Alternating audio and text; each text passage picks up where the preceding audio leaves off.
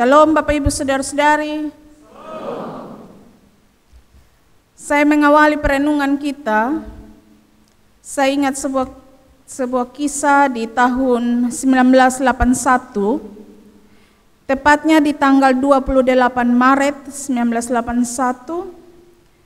Sebuah kisah atau sebuah peristiwa di mana sebuah pesawat Garuda Indonesia dibajak oleh 5 orang teroris.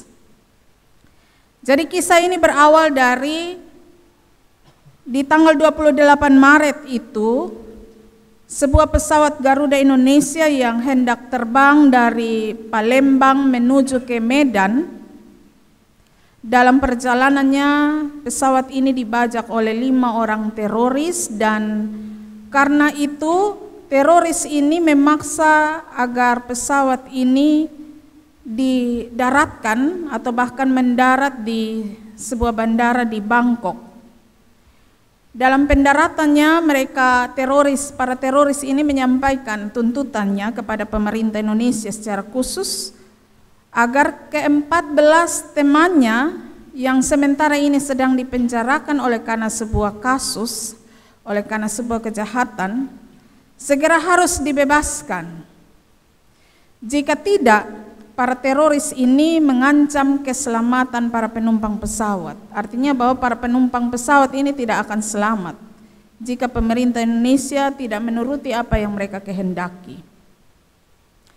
Terhadap pembajakan ini, Tentara Nasional Indonesia TNI berpikir dengan keras. Mereka menetapkan strategi penyelamatan untuk mereka yang sementara ada di pesawat tersebut.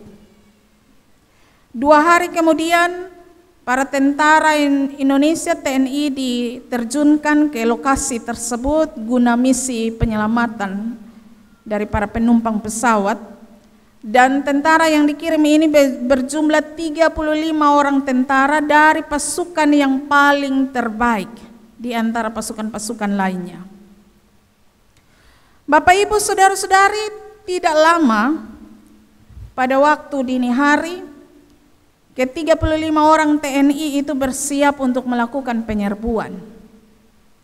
Mereka segera melakukan penyerbuan, dan karena itu mereka segera melumpuhkan pemimpin dari teroris itu. Bahkan juga anggota dari teroris lainnya, 4 orang lainnya dibunuh, ditembak mati. Hanya bahwa dalam penyergapan ini 1 orang pilot pesawat Garuda bersama juga 1 orang tentara Indonesia gugur. Mereka ditembak mati oleh teroris ini. Tapi bersyukur karena 5 orang teroris ini berhasil dilumpuhkan, 4 orang ditembak dan 1 pemimpinnya dilumpuhkan. Tapi bahwa para penumpang pesawat Garuda ini semua pada akhirnya bisa diselamatkan. Dan operasi penyergapan ini bisa disebut sebagai operasi yang mengalami kesuksesan atau keberhasilan, karena semua penumpangnya diselamatkan, meskipun ada 2 orang yang harus gugur dalam penyelamatan ini. Bapak Ibu Saudara-saudari, karena penyelamatan ini maka bangsa Indonesia TNI secara khusus mendapatkan pujian dari berbagai-bagai negara yang ada, karena kesigapan mereka untuk melakukan penyergapan dan bahkan berhasil melumpuhkan para teroris ini. Bapak Ibu Saudara-saudari, dari kisah ini kita menyadari bahwa yang namanya memilih personil terbaik adalah merupakan faktor penting dalam melaksanakan suatu mega proyek. Supaya sebuah mega proyek bisa berhasil, bisa sukses, perlu juga diperhatikan untuk memilih dan menempatkan personil-personil terbaik sesuai dengan tugas dan bahkan juga tanggung jawabnya. Apalagi menyangkut perkara penyelamatan jiwa manusia. Ini penting sekali untuk diperhatikan bahwa mereka yang diutus sebagai tim penyergap atau bahkan tim penyelamat adalah merupakan personil dari pasukan-pasukan terbaik yang dimiliki. Tanpa personil yang terbaik, maka segala perencanaan yang matang atau bahkan peralatan teknologi yang canggih, segala fasilitas yang memadai serta berbagai faktor penunjang lainnya semua akan gagal total. Karena kalau kita punya alat perang yang canggih atau sangat baik, tetapi personilnya tidak baik, mereka adalah personil yang suka ceroboh, tentu dalam penyergapan atau peperangan senantiasa akan mengalami kegagalan. Sebaliknya, kalau punya personil yang baik, maka segala strategi pasti akan bisa dilaksanakan secara baik. Bapak Ibu saudara-saudari, berbicara tentang personil yang terbaik, jadi tentunya dalam sebuah mega proyek butuh personil yang baik. Tapi menyangkut personil yang terbaik, memilih personil yang terbaik, ternyata Tuhan kita punya prinsip yang berbeda dalam sebuah misi penyelamatan atau bahkan pembebasan manusia dari dosa. Dan untuk melakukan misi pembebasan manusia dari dosa ini, Tuhan tidak memilih pasukan yang terbaik, atau bahkan juga Ia tidak memilih personil dengan kemampuan yang luar biasa. Sebaliknya, Tuhan lebih suka mencari orang-orang yang memiliki hati yang sederhana. Maksudnya adalah orang-orang yang memiliki hati yang senantiasa mau taat kepada panggilan Tuhan, supaya dengan demikian melalui orang-orang yang taat itu Tuhan bisa mewujudkan rencananya. Bapak Ibu saudara-saudari, saat kita membaca kisah pemilihan Tuhan atas Maria, seperti bahagian yang kita baca pagi ini, memang awalnya timbul rasa heran pada Maria. Ketika malaikat menyampaikan berita bagi Maria bahwa ia akan mengandung, Maria menjadi heran, bagaimana mungkin hal itu bisa terjadi sebab aku belum bersuami.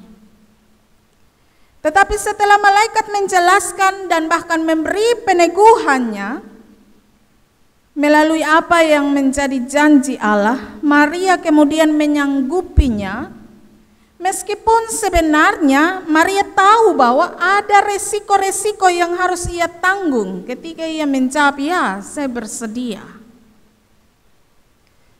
Tentunya resiko-resiko itu ada beberapa hal yang saya catat, seperti sebagaimana disaksikan bagi kita menurut kitab Injil. Yang pertama itu resiko yang harus Maria tanggung ketika ia mengiyakan untuk menerima pemilihan Allah atasnya, tugas yang dari Allah atasnya. yakni yang pertama, mimpi-mimpi indah Maria pasti akan lenyap. Dari kesaksian Injil kita baca bahwa Maria ini bertunangan dengan Yusuf. Jadi karena itu ketika ia harus menerima tanggung jawab untuk hamil, bahkan ia harus mengandung di luar dari pernikahan, Maria bisa saja ada dalam keadaan ragu. Apa mungkin tunangannya Yusuf akan bersedia tetap mencintai dia? Mencintai Maria dengan tulus hati, menerima dan tetap mau untuk menikahi Maria. Yang kedua, risiko yang harus Maria tanggung adalah bahwa Maria dan keluarganya akan senantiasa ada dalam menanggung rasa malu. Sebuah aib yang memalukan harus mereka tanggung, ia bersama dengan keluarganya. Bahkan juga sebuah risiko yang paling berat yang harus Maria tanggung adalah kematian sebagai hukuman. Bapak Ibu saudara-saudari, bagi orang-orang Yahudi, dalam tradisi kehidupan mereka, mereka senantiasa menjunjung tinggi yang namanya kehidupan bermoral. Karena itu segala perilaku mereka harus mereka jaga dengan baik. Terutama kepada para perempuan yang adalah orang-orang muda, ada sebuah tradisi dengan aturan yang begitu sangat ketat yang mengikat mereka, yakni seorang perempuan tidak boleh berzinah.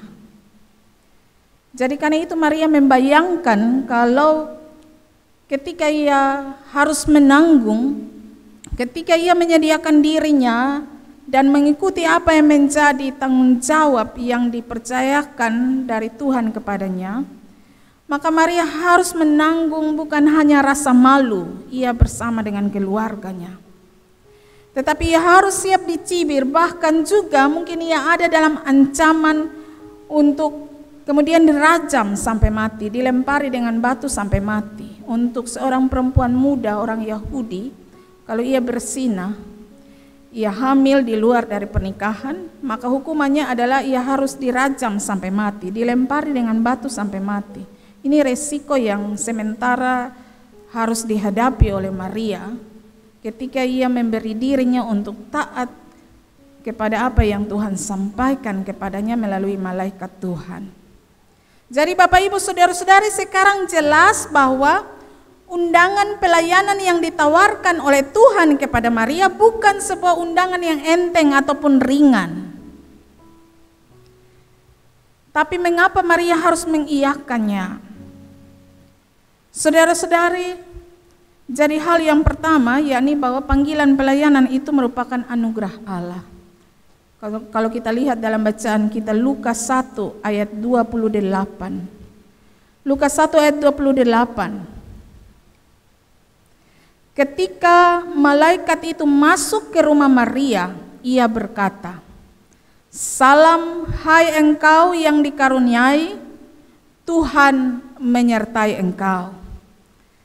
Bapak Ibu Saudara-saudari, salam dalam bahasa aslinya yakni shalom, sama juga dengan damai sejahtera yang dari Allah yang disampaikan turun meliputi atau bahkan menaungi Maria. Kepada Maria disampaikan salam Allah, damai sejahtera Allah. Itu berarti bahwa ketika mendengar salam ini, Maria harusnya berbahagia. Ia harusnya bersukacita sebab dari sekian banyak wanita-wanita Yahudi, ia dipilih oleh Allah mewakili wanita-wanita menerima anugerah Allah. Bapak Ibu Saudara-saudari, Maria memiliki juga banyak kelemahan. Ia bukan seorang perempuan yang punya pengalaman pernah berumah tangga, pernah menikah. Ia juga bukan seorang perempuan yang pernah punya anak dan karena itu tahu mengasuh anak. Dan karena itu bisa kita jadikan alasan kenapa Tuhan memilih dia, karena dia sebelumnya sudah pernah punya anak, pernah mengasuh anak, punya pengalaman mengasuh anak.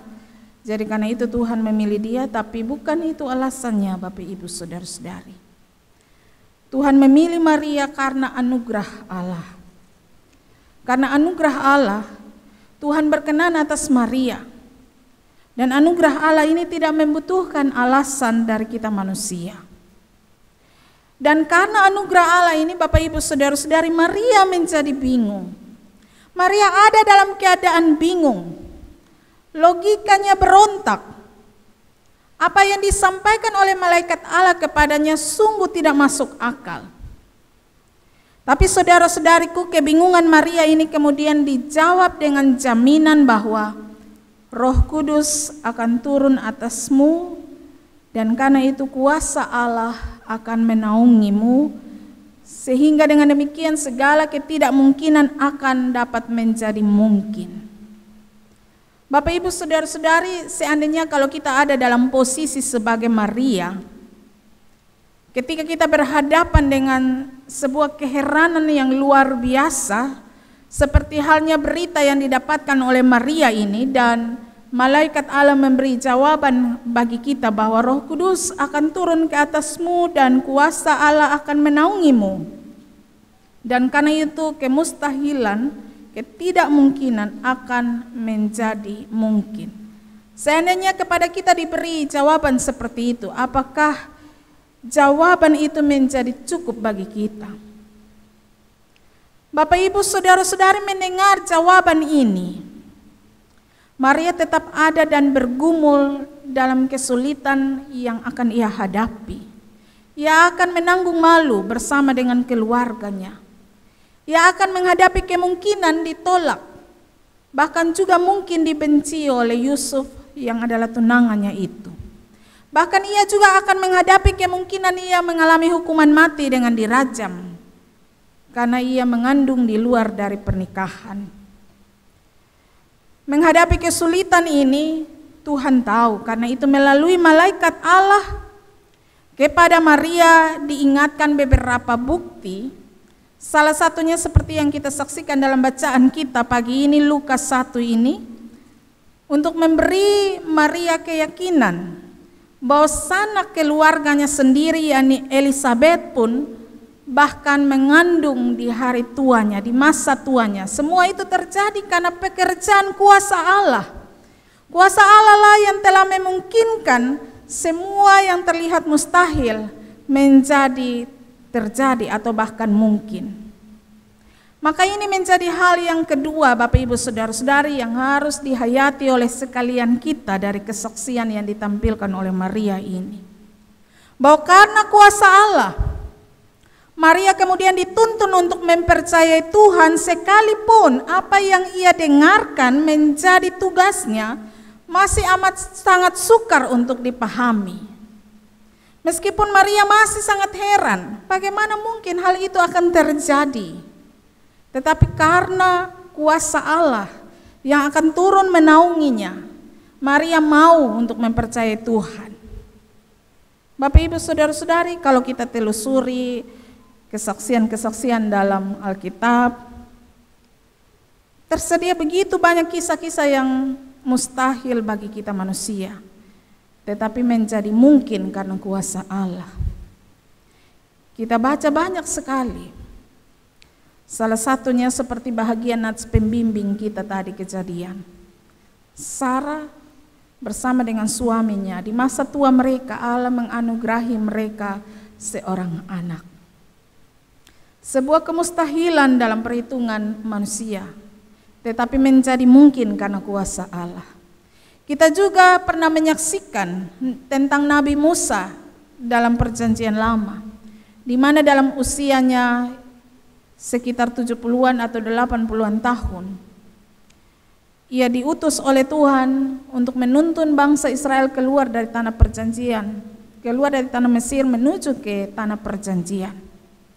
Bapak Ibu Saudara-saudari, Mesir itu tercatat sebagai negara superpower yang memiliki kekuatan luar biasa dan tidak mudah terkalahkan. Tetapi dalam pimpinan Nabi Musa, bangsa Israel berhasil keluar dari negara superpower itu, berjalan ke tanah perjanjian. Semua itu mungkin terjadi, dapat terjadi karena kuasa Allah berlaku. Lalu kita juga membaca dalam Perjanjian Lama tentang tokoh Daud, seorang muda. Daud dikenal sebagai tokoh muda yang mengalahkan Goliat, si raksasa, seorang yang tinggi, berbadan besar, tinggi besar. Tapi Daud yang kecil berhasil mengalahkan Goliat. Semua itu menjadi mungkin dan terjadi karena kuasa Allah. Kekuasaan Allah membuat Maria menjadi percaya. Dan karena itu Maria berkata, "Aku ini hamba Tuhan. Jadilah perkataanmu, jadilah kehendak Tuhan." Dengan demikian Bapak Ibu Saudara-saudari, apa yang disaksikan oleh Maria ini karena kuasa Allah mengingatkan kita sekalian bahwa dalam hidup ini, dalam pelayanan, dalam melaksanakan setiap tugas dan tanggung jawab kita, pertama-tama bukan hanya soal kemampuan yang diperlukan, tetapi kita mesti menyadari bahwa yang diperlukan adalah ketaatan kita kepada perintah dan kehendak Tuhan. Tuhan membutuhkan keahlian kita. Tuhan memanggil kita dan merangkul kita, memberi kita kesempatan untuk memberikan keahlian-keahlian kita yang luar biasa untuk dipakai dalam pengembangan tanggung jawab, terutama pelayanan dalam setiap tanggung jawab kita.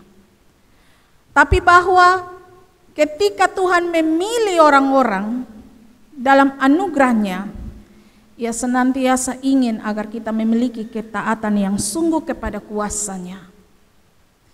Dan menurut kesaksian-kesaksian yang diceritakan dalam Alkitab melalui tokoh-tokoh Alkitab, kita melihat bahwa ketika mereka memberi ketaatan dengan sungguh, kuasa Tuhan turun menaungi mereka dan mengubahkan segala perkara yang mustahil menjadi mungkin. Saudara-saudari, ini penting bagi kita sekalian. Di Minggu Advent yang ketiga mempersiapkan hati kita, selain dalam merayakan Natal, merenungi kembali bagaimana kasih Tuhan menaungi kita, tetapi juga sambil kita mempersiapkan hati kita menyambut kedatangan Tuhan yang kedua kalinya. Maka bahagian perenungan firman Tuhan ini mengajak kita sekalian untuk kembali memberi hati kita yang taat. Ini penting sekali. Hati yang taat kepada kehendak Tuhan, supaya dengan demikian Tuhan akan memakainya untuk mewujudkan rencananya. Sehingga dengan demikian banyak orang akan dibuat kagum dan bahkan juga memuliakan nama Allah. Maukah saudara-saudari menjadi orang-orang seperti itu, seperti Maria, yang mungkin sedang merasa heran dengan karya Allah. Bagaimana mungkin Tuhan? Saya orangnya seperti ini, saya punya banyak kelemahan dan keterbatasan. Bagaimana mungkin? Tapi maukah kita menjadi seperti Maria yang memberi hatinya dikuasai oleh kekuasaan Allah, dan karena itu berkata, saya ini adalah hamba Tuhan, jadilah padaku apapun yang menjadi kehendak Tuhan. Biarlah di Minggu Advent yang ketiga ini kita kembali menata hati kita untuk senantiasa memberi ketaatan kita kepada apapun yang menjadi kehendak Tuhan. Selamat berefleksi, selamat merenungi kasih Tuhan dan kuasa Tuhan, selamat memberi ketaatan, dan selamat mempelajari kehendak-kehendak Tuhan dan mentaatinya dalam perilaku hidup kita. Tuhan memberkati kita.